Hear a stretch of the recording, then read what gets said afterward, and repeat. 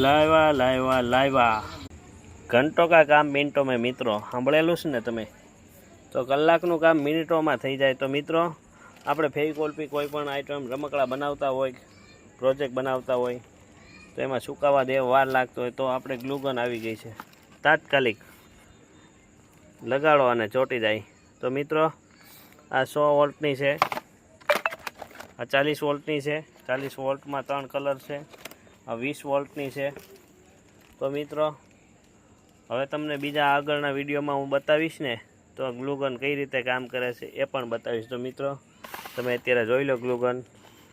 તો મિત્રો ગ્લુગનથી તમે કોઈ પણ વસ્તુ લગાવવા માગતા હોય, ફેવિકોલથી જે વસ્તુ લગાડતા હોય એ તાત્કાલિક ચોંટી જાય છે મિત્રો.